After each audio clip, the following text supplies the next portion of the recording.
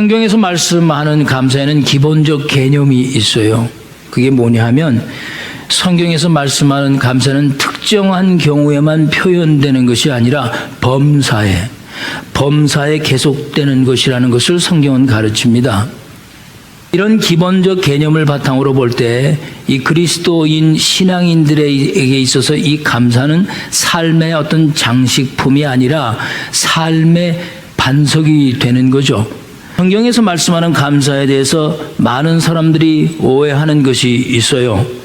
이 감사를 유독히 물질적 축복에 대한 것으로만 인식해 버리는 경향이 있다는 겁니다. 그러나 성경에서 감사를 말할 때 그 시작은 구약에서 하나님께 드리는 제사와 깊은 연관이 있습니다. 감사와 관련된 구약의 제사는 당연히 레위기에서 시작이 됩니다. 그러므로 레위기에서 말씀하는 이 제사법을 충분하게 깊이 있게 이해하지 못하면 성경에서 말씀하는 이 감사를 제대로 이해하지 못하는 경우가 되는 것입니다. 감사가 구약의 제사와 연관이 있다는 것을 깊이 이해하지 못하고 연구하지 못한 교회 지도자들로 인해서 오늘날 예배에서 이 가장 중요한 이 감사의 자세가 예배에서 무시된 채 오히려 이 예배가 예배 드리는 자의 요구를 채우는 것으로 인식해버리게 된 것입니다. 오늘 읽지는 않았지만 레위기 10장에 가보게 되면 아론의 아들들인 나답과 아비후에 관한 말씀이 기록이 되어 있어요. 이들은 제사장 아론의 법적 후계자들이었습니다. 그리고 성경은 이들을 아주 훌륭하게 말씀하고 있어요. 그들은 이스라엘의 70인의 장로들 중에 가장 먼저 이름이 언급되는 아주 중요한 사람들이었습니다. 그런데 그들이 갑자기 하나님 앞에서 불에 타 죽어버렸습니다. 왜 그들이 그렇게 됐습니까? 레위기 10장 1절에 그 이유를 밝혀주었는데 이렇게 기록했어요. 아론의 아들 나답과 아비후가 각기 향로를 가져다가 여호와께 명령하시지 않은 다른 불을 담아서 여호와 앞에 분향하였더니 자기들이 가져온 그 다른 불이 여호와 앞에서 그들을 삼켜버리며 그들이 여호와 앞에서 타 죽었다. 그렇게 성경은 말씀하고 있어요. 얼마나 무섭고 끔찍한 말씀입니까? 여호와 앞에 제사를 드리기 위해 온 그 사람들이, 그것도 제사장들이 말이죠, 불에 타서 죽어버린 겁니다.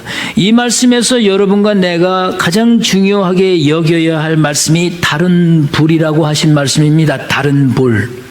이 다른 불의 의미는 예배 드리는 자들의 예배에서 하나님이 바라시고 기뻐하시는 그것이 아니라 자신들이 원하는 것을 가져다가 드렸다, 그 뜻입니다. 다른 불.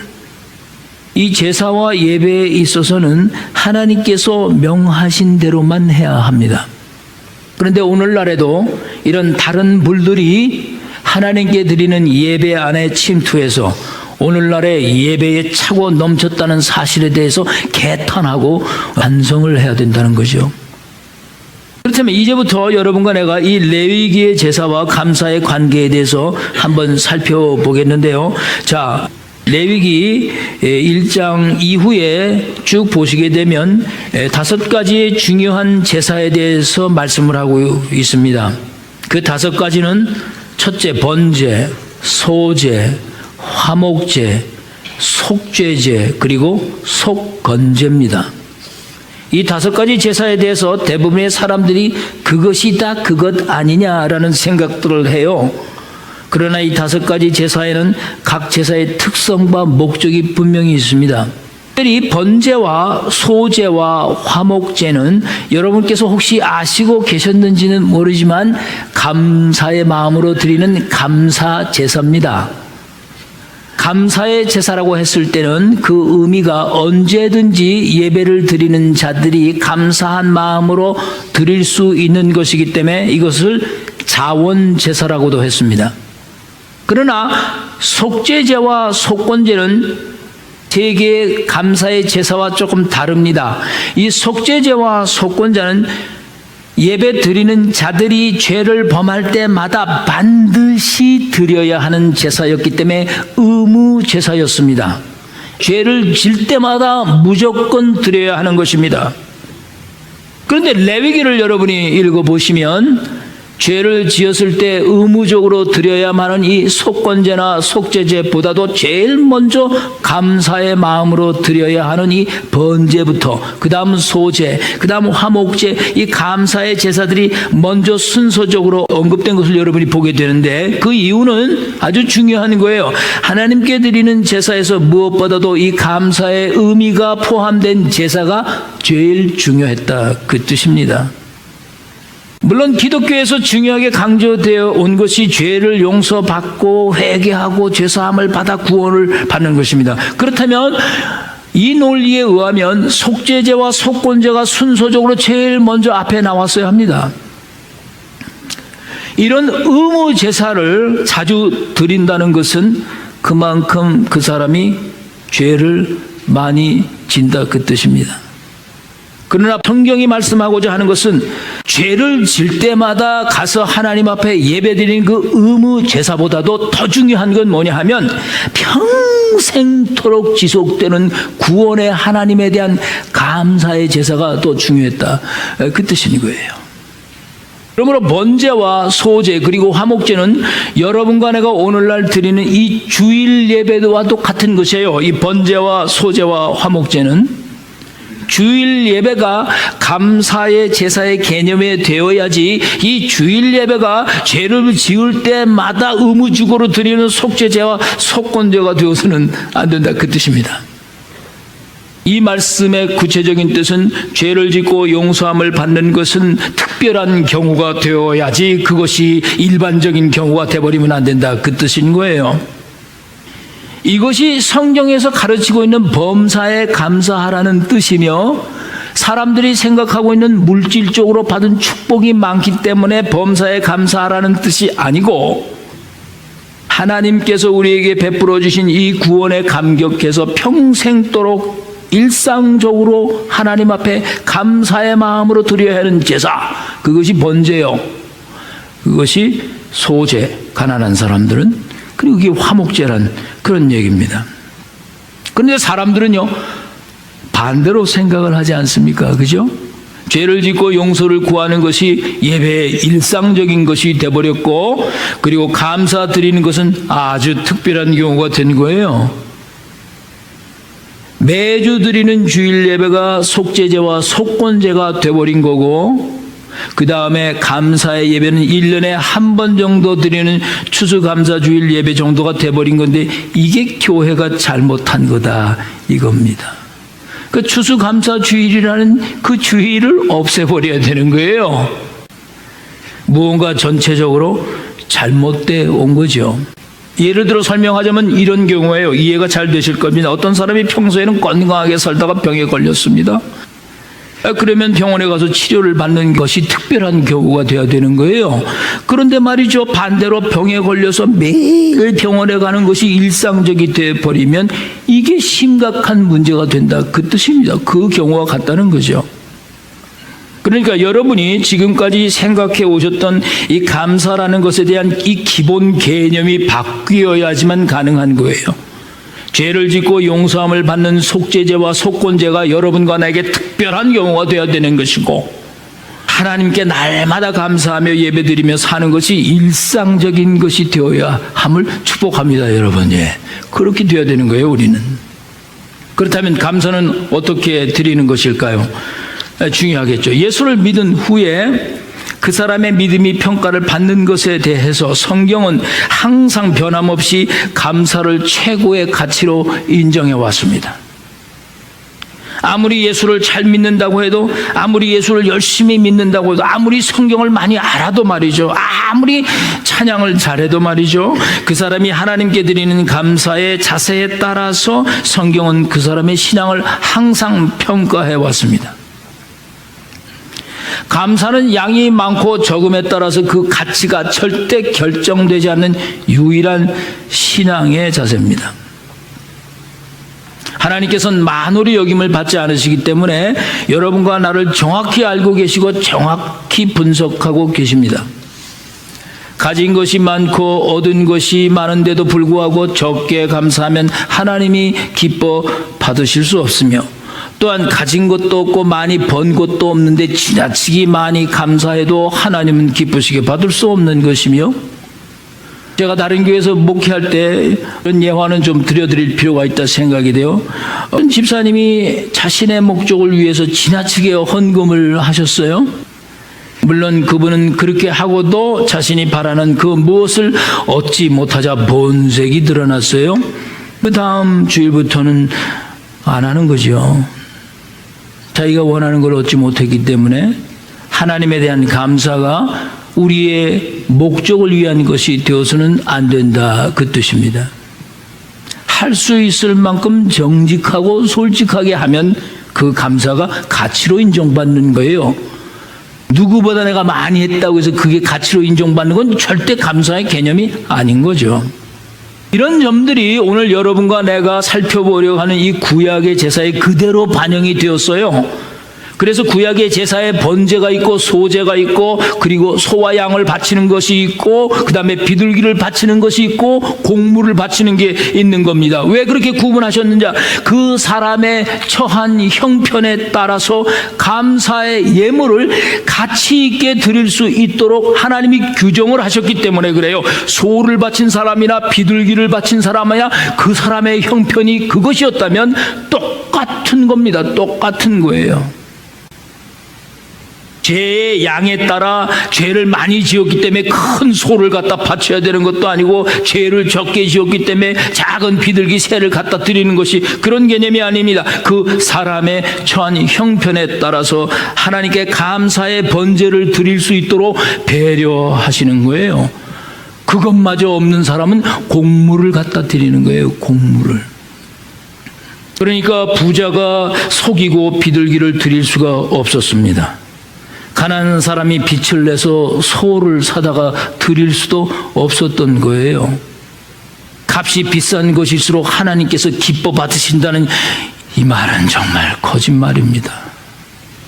무엇이 되기 위해서 이만큼 바쳐야 한다는 것은 자본주의 사회에 물들어버린 교회의 욕심일 뿐입니다. 제가 제일 마음에 안 드는 건 무슨 직분 하나 주면서 얼마 내라고 그러는 거, 이런 거 정말 다 정신 나간 짓들입니다.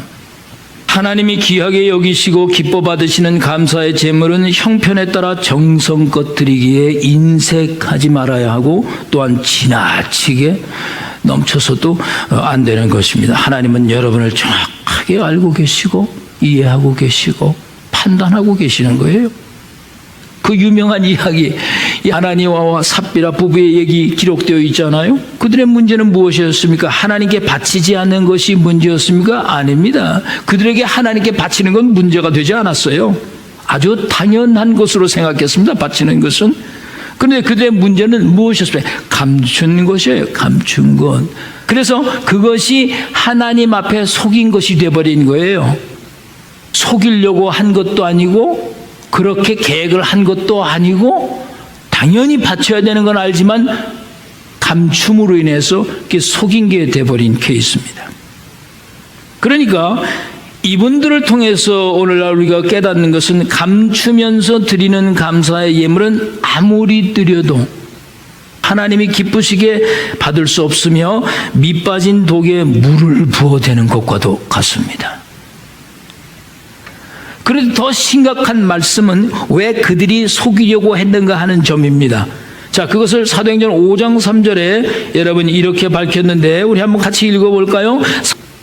베드로가 이르되 아나니아야, 어찌하여 사탄이 내 마음에 가득하여 내가 성령을 속이고 땅값 얼마를 감추었느냐. 여러분 들으셨습니까? 그런데 이 말씀에서 아주 충격적인 말씀은 누구를 속였다고 말씀하셨어요?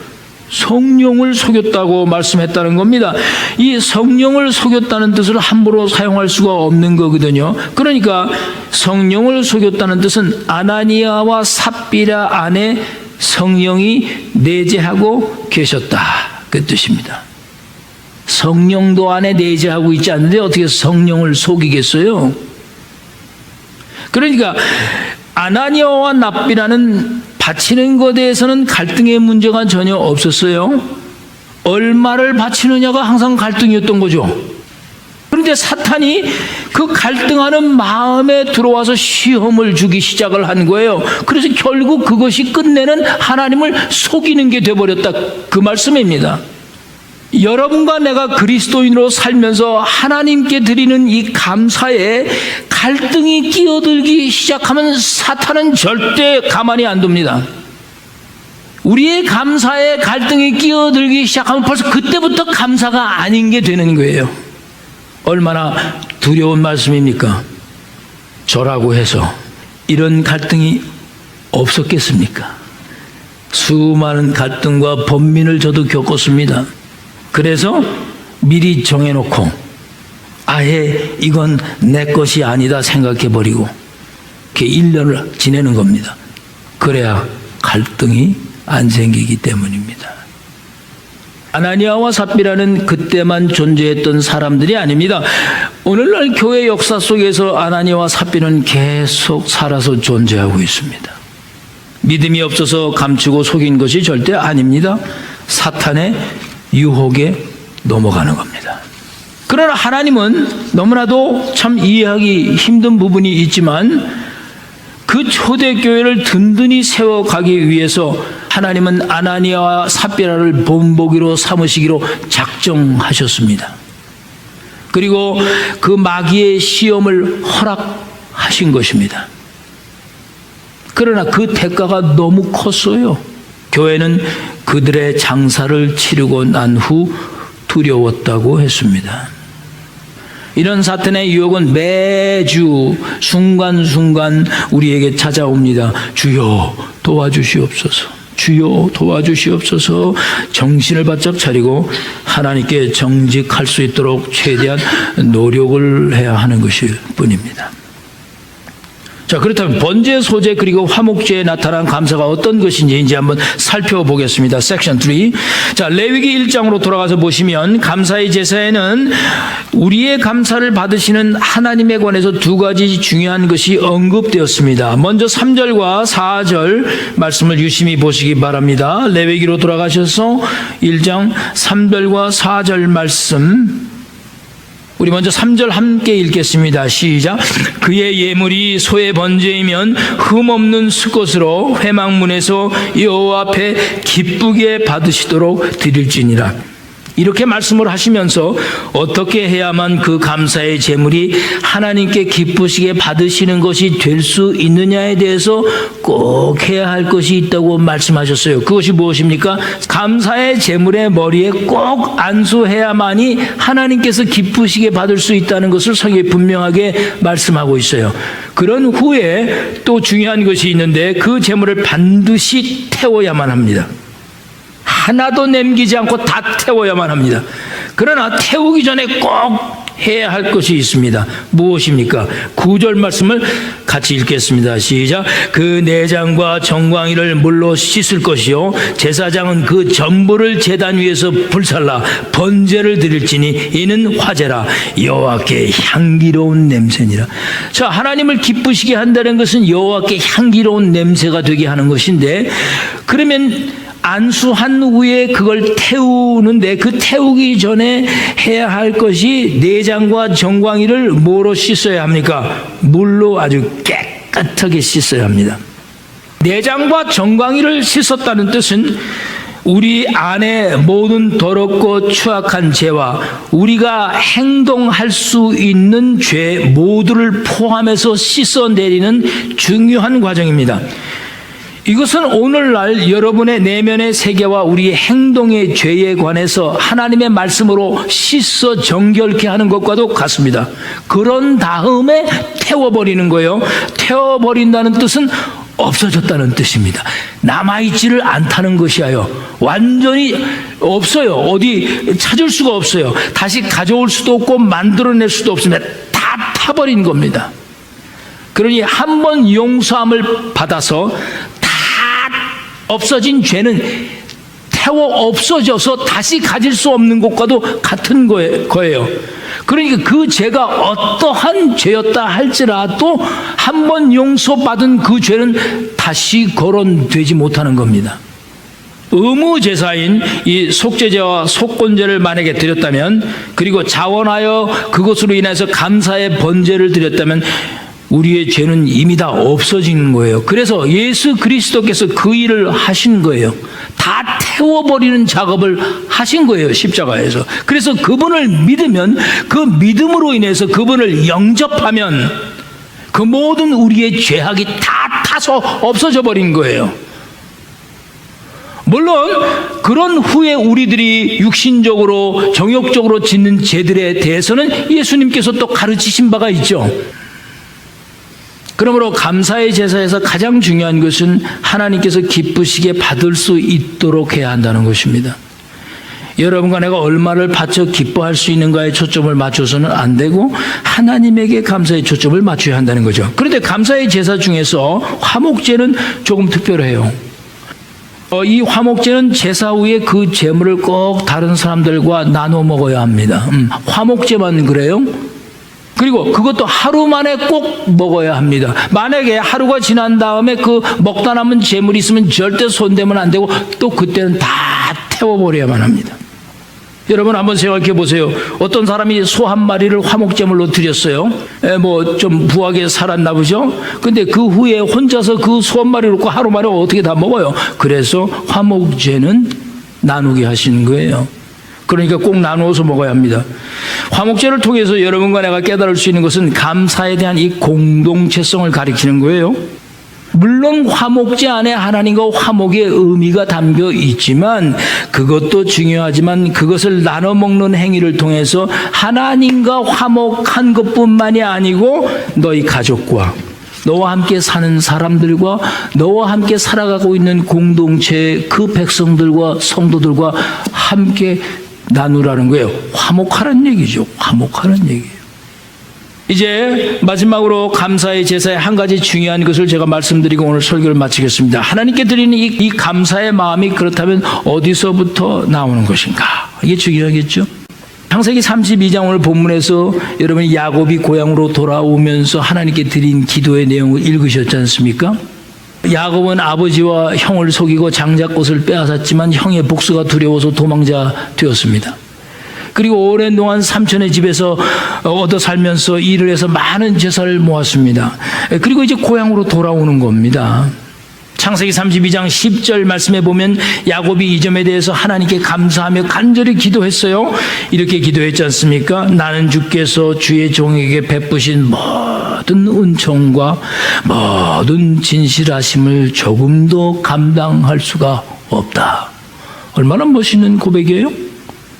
그리고서는 두 번째 어떻게 고백합니까? 내가 내 지팡이만 가지고 이 요단을 건넜더니 지금은 2때나 이루어 돌아왔나이다. 이게 하나님께 드리는 감사의 기도였었어요. 이 말씀을 자세히 보면서 저는 많은 감동을 받았어요.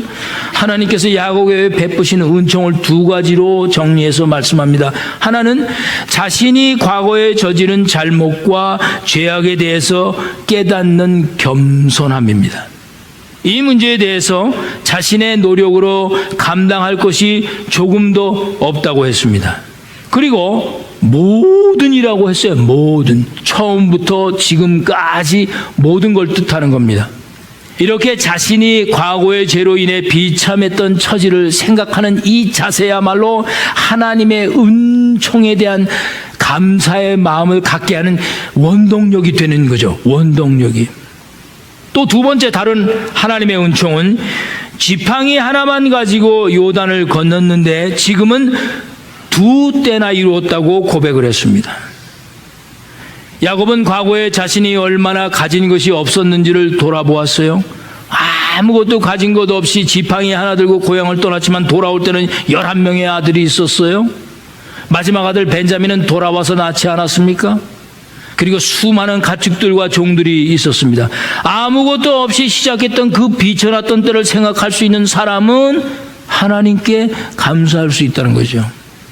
그러니까 야곱을 통해서 여러분과 내가 배울 수 있는 자세는 야곱은 먼저 영적으로 받은 축복을 돌아보았고 두 번째로 물질적으로 받은 축복을 돌아보았던 사람입니다. 이 순서가 바뀌면 안 되는 거죠. 우리 이민자의 삶을 보십시오. 과거에 우리가 이 땅에 이민 올 때 가지고 온 것이 얼마나 있었습니까? 저는 이번에 감사주일 설교를 준비하면서 제가 많은 은혜를 받았어요. 그러나 지금 수십 년이 지난 후에 돌아보면 우리에게 의지할 수 있는 가족이 생겼어요. 사랑하고 함께 의논할 수 있는, 고난을 함께 겪어갈 수 있는 아내와 남편이 생겼어요. 그리고 사랑할 수 있는 자녀들이 생겼어요. 그리고 꿈에도 알지 못했던 그거 얼마나 예쁜 손주들이 달랑달랑 해가지고들 얼마나 많이 생겼어요. 올 때는 정말 이민 가방 하나 들고 왔는데 지금 보니 참 이 놀라운 축복이라는 거죠. 비록 이민자의 삶이 고달프고 외롭고 그리고 힘들지만 그래도 그런 가운데서도 지금까지 살아온 것을 보고 자신의 능력과 내 지혜와 내 노력 때문에 이렇게 된 것이 아니다라고 말씀하시면서 이 모든 것이 하나님의 은총이기에 내가 여기에 대해서 뭐라고 할 말이 전혀 없습니다. 이 모든 것이 다 하나님의 은혜요, 하나님이 주신 것이다라고 생각한다면 여러분과 나도 야곱인 겁니다. 저는 누구보다도 죄가 많았던 사람이고 누구보다도 타락했던 사람이고 누구보다도 교만했던 사람입니다. 그러나 이런 죄 많고 비천한 자를 하나님께서 부르셔서 하나님의 종으로 삼았다는 거, 요거 놓고만 생각을 해도 전 눈물이 나요. 눈물이. 돌아보면 저도 야곱이고 여러분도 다 야곱인 거예요. 가만히 우리들의 삶을 들여다보면 사실 어려운 가운데서도 감사할 것이 참 많습니다. 오래전에 미국을 횡단하는 기차에서 일어났던 일입니다. 기차는 대부분 2개의 엔진으로 운행을 하게 되는데요.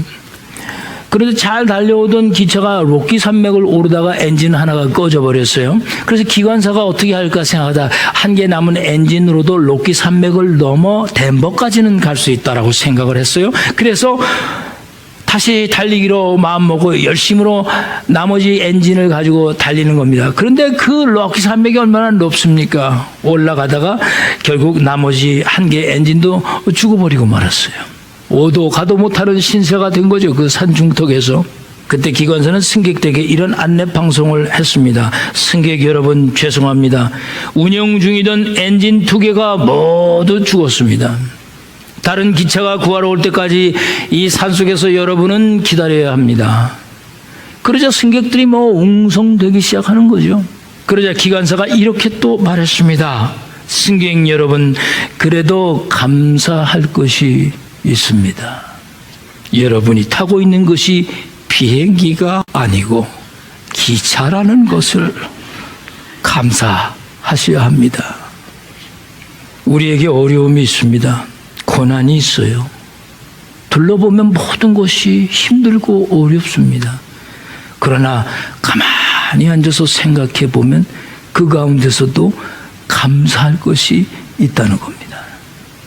오늘 본문 디모데전서 1장 12절 사도 바울이 하나님께 어떻게 감사했습니까? 나를 능하게 하신 그리스도 예수 우리 주께 내가 감사함은 나를 충성되게 여겨 이런 비천한 놈에게 직분 주셔서 복음을 증거하게 하였으니 내가 전에는 비방자였고 핍박자였고 폭행자였으나 도리어 내가 하나님의 긍휼을 입은 것은 내가 믿지 아니할 때 어리석어서 알지 못하고 그런 못된 짓을 행하였습니다. 얼마나 의미 있는 고백이요 감사합니까?